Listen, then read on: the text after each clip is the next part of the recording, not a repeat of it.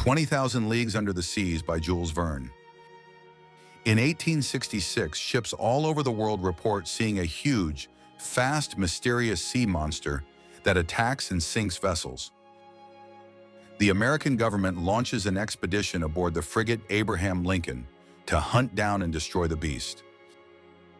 The famous French scientist, Professor Aronnax, and his faithful servant Conseil join the mission, eager to solve the mystery. After months of searching, the monster is spotted. It's huge and very fast, avoiding all attempts to trap it. The ship finally confronts the creature, but the monster rams the Abraham Lincoln, tossing Professor Aronnax and his men into the sea.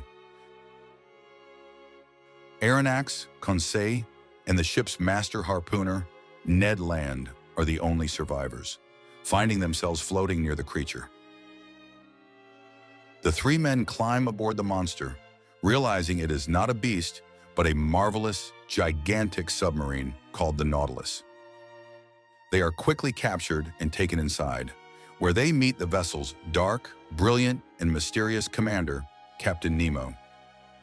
Captain Nemo informs them they can never leave the submarine, as he has permanently broken all ties with the surface world. Professor Aronnax is allowed to explore the Nautilus, discovering a magnificent library and a massive collection of sea artifacts. He and Nemo spend time discussing science and the captain's unique, electric-powered life underwater. The men soon realize that Nemo is an incredible genius, but a very sad and lonely one, hiding from a great sorrow on the surface. Captain Nemo takes Professor Aronnax and his companions on a fantastic journey to the lost city of Atlantis. They walk on the floor of the Atlantic, witnessing the incredible size and speed of the electric submarine. Ned Land, however, never gives up hope of escaping, growing more restless and planning constantly with the others. Professor Aronnax joins the captain on a hunt into an underwater forest, witnessing the beautiful and strange plants of the sea. He is amazed when Nemo reveals that all the submarine's needs, food, clothes, and power come entirely from the ocean. Later, the Nautilus gets stuck under the ice of the South Pole, forcing the crew to drill their way out. Captain Nemo often opens the great portholes, allowing the prisoners to view the stunning and terrifying sights of the ocean depths. They are horrified to witness a funeral as the captain buries a dead crewman in a deep-sea grave without ceremony. Nemo explains that the sea offers the only true freedom and the only truly clean place for the dead to rest. Professor Aronnax and his companions participate in a dive to harvest pearls, discovering a giant oyster the size of a man. On the same dive, they see a native diver being attacked by a shark. Captain Nemo instantly risks his own life to save the man.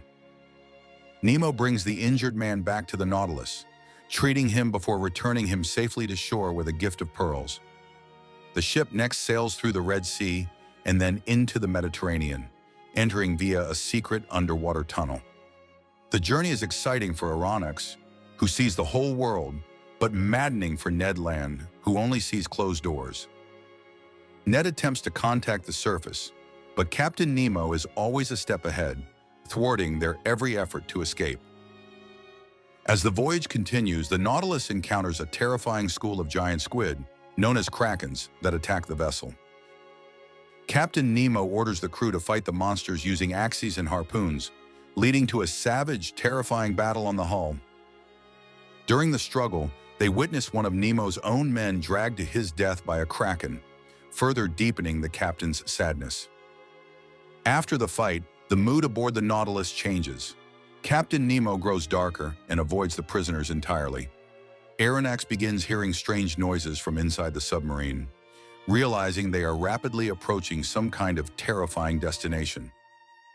The captain, now focused only on revenge, guides the Nautilus toward a naval fleet, preparing to attack surface ships.